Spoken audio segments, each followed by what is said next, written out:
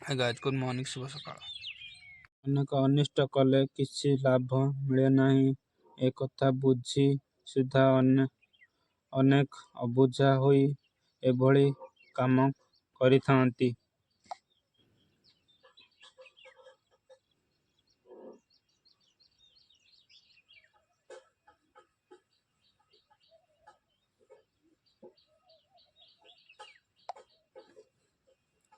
ସଫଳ ପାଇଁକି ବାଡ଼ ଦରକାର ନାହିଁ, ହେଲେ ଉଜୁଡ଼େ କ୍ଷେତ, ଷଣ୍ଢ ଗାଈ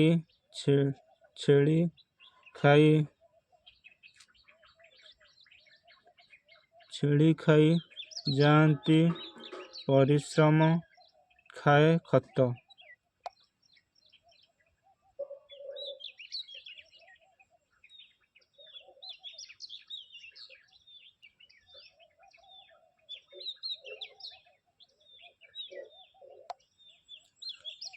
ଆମର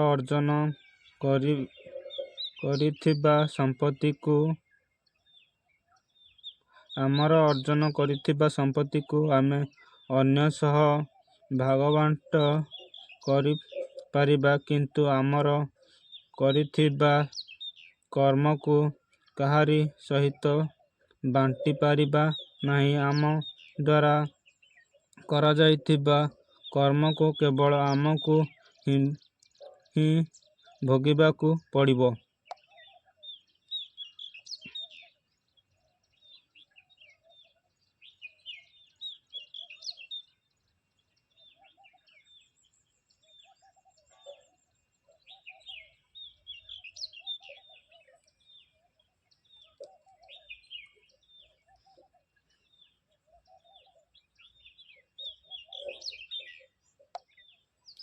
ଯେଉଁଠି ଦୟା ଥାଏ ସେଇଠି କ୍ଷମା ଥାଏ, ଯେଉଁଠି ଭଲ ଥାଏ ସେଇଠି ପାପ ଥାଏ, ଯେଉଁଠି କ୍ରୋଧ ଥାଏ ସେଇଠି ସର୍ବନାଶ ହିଁ ହୋଇଥାଏ। ତେଣୁ ଦୟା କ୍ଷମାକୁ ଧରି ରଖି ଲୋଭ ଓ କ୍ରୋଧକୁ ପାଖରୁ ଦୂରେଇ ଦେବା ଉଚିତ।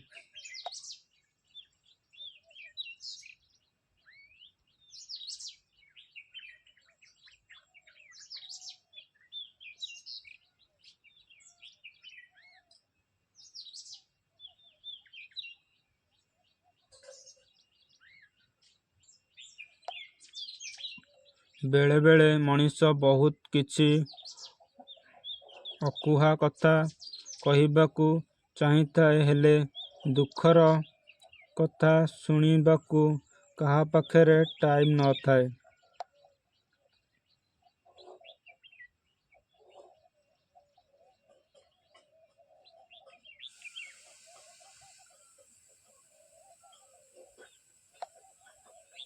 ହସ ମୁହଁ ବନ୍ଧୁ ଦୁଇଟି ଅକ୍ଷର ସହ ହିଁ ଶାନ୍ତିର ଆଧାର। ହସି ହସି ପଦେ କଥା କହିଦେଲେ ଶତ୍ରୁ ବି ହୋଇବ ନିଜର।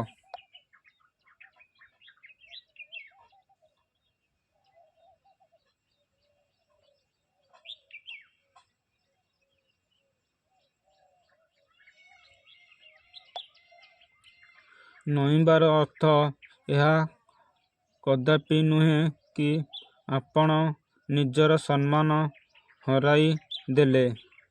ପ୍ରତ୍ୟେକ ମୂଲ୍ୟବାନ ଜିନିଷକୁ ଉଠାଇବା ପାଇଁ ନଇଁବାକୁ ପଡ଼ିଥାଏ।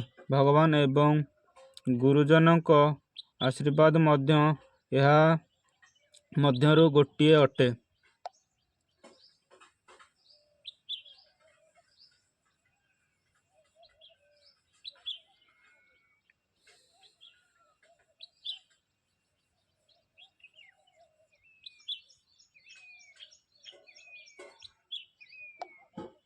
ଶରୀରକୁ ଯେତେ କଷ୍ଟ ହେଲେ ବି ଚଳିବ, ଯଦି ଆତ୍ମ ସମ୍ମାନ ଉପରେ କିଏ ଟିକେ କହିଦେବ, ତାହେଲେ ଜୀବନ ଚାଲିଗଲା ଭଳିଆ ଲାଗିବ। କାହିଁକି ନା ଶରୀରକୁ କଷ୍ଟ ହେଲେ ଔଷଧ ଠିକ୍ କରିଦେବ।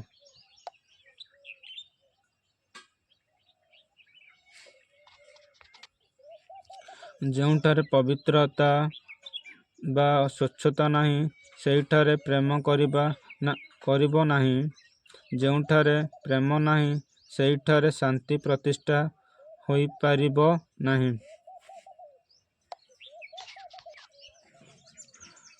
ଠକାଠକି ଛାଡ଼ି ସେବା ଭାବ ଧରି ମଣିଷ ପଣିଆ ରଖ। ଜୀବନର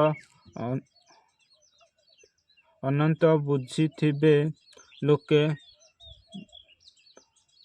ଭାଳି ତୋର କର୍ମଜାତ।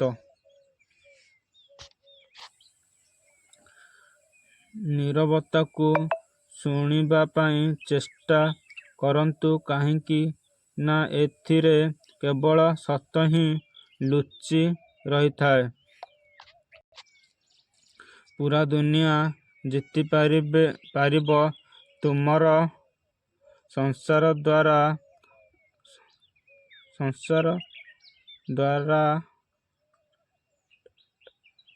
ଜିତିଥିବା ବାଜି ବି ହାରିଯିବ ନିଜ ଅହଙ୍କାର ଦ୍ୱାରା।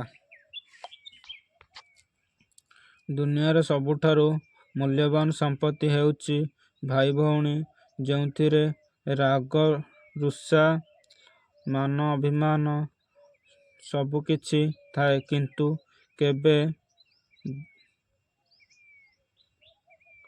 ବ୍ରେକଅପ୍ ନଥାଏ। ସବୁ କଥାକୁ ଯଦି ହୃଦୟରେ ନେବ, ତାହେଲେ ଜୀବନ ସାରା କାନ୍ଦୁଥିବ। ଯିଏ ଯେମିତି ତା ସହିତ ସେମିତି ବ୍ୟବହାର କର। ସବୁକିଛି ପାଇ ହୁଏନି ଏ ଜୀବନରେ।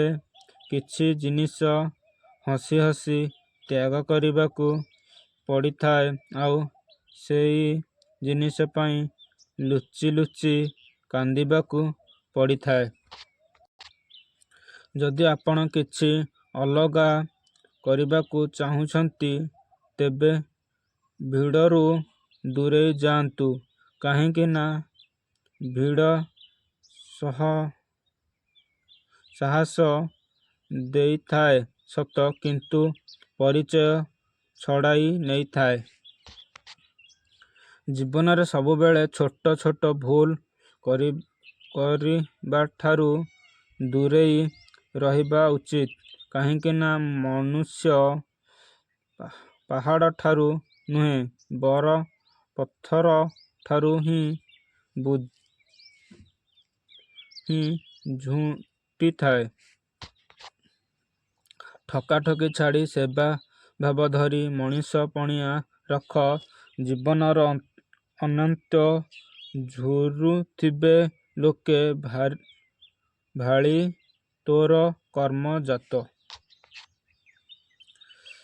କାହାକୁ କେହି ପସନ୍ଦ ଆସିବା ବହୁତ ସହଜ, କିନ୍ତୁ ସବୁଦିନ ପାଇଁ ତାଙ୍କ ପସନ୍ଦ ହୋଇ ରହିବା ବହୁତ କଷ୍ଟ।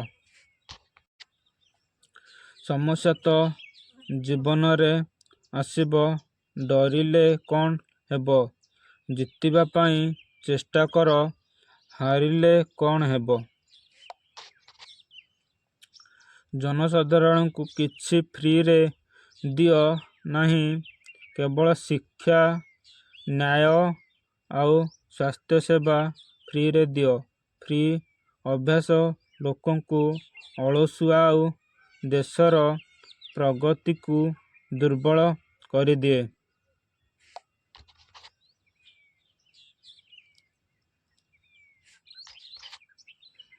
ଜନସାଧାରଣଙ୍କୁ କିଛି ଫ୍ରିରେ ଦିଅ ନାହିଁ। କେବଳ ଶିକ୍ଷା, ନ୍ୟାୟ ଆଉ ସ୍ୱାସ୍ଥ୍ୟସେବା ଫ୍ରିରେ ଦିଅ। ଫ୍ରି ଅଭ୍ୟାସ ଲୋକଙ୍କୁ ଅଳସୁଆ ଆଉ ଦେଶର ପ୍ରଗତିକୁ ଦୁର୍ବଳ କରିଦିଏ।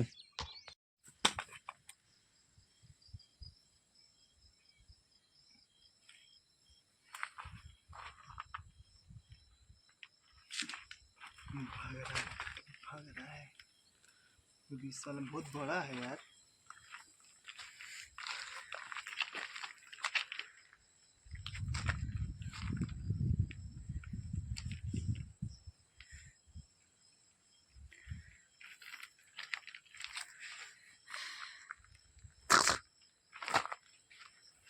ये किसे हो रहा है? लाइट अगल बगल रखोगे तब जाएगा, बढ़िया दिखाएगा।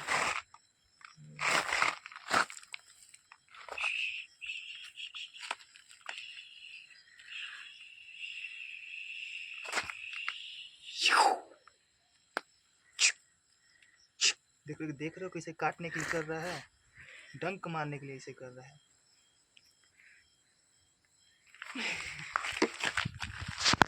ठीक खड़ा किया है एकदम।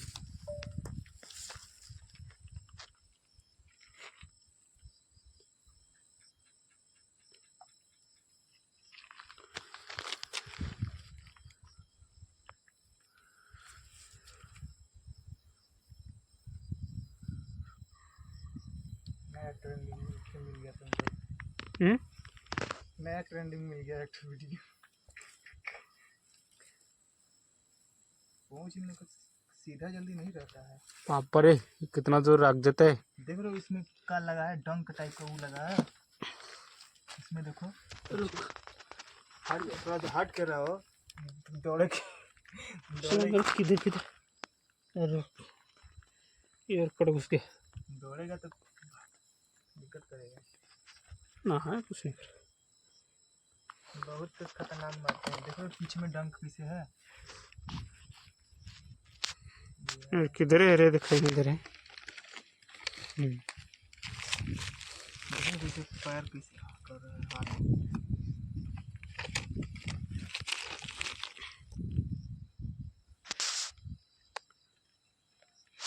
ये नीचे नहीं सोना चाहिए।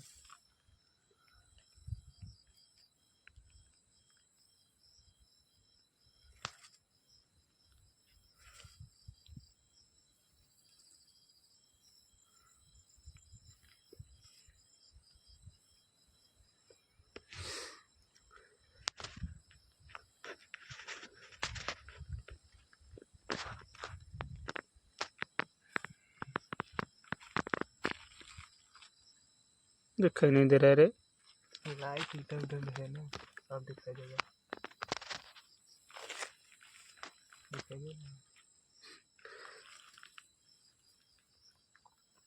इसको रखेगा रे पोस्ट के।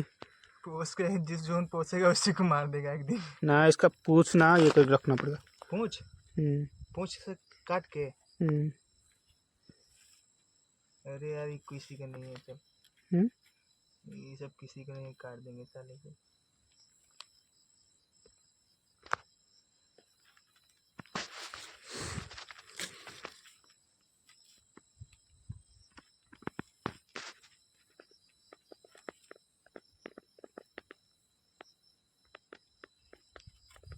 मोबाइल नीचे जा रहा है।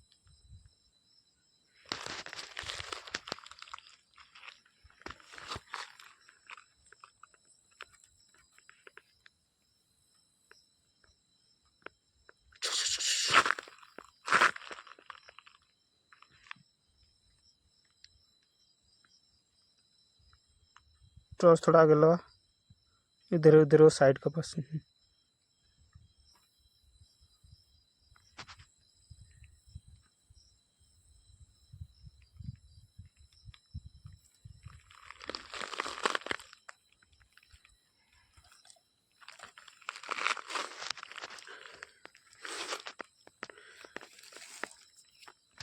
और देखो बिच्छू कितने हैं। एक डब्बा नहीं है ना रे सनी, इसका रखने के लिए किचन रूम में होगा। होल मार के इसको रखेगा। रुक क्या करेगा।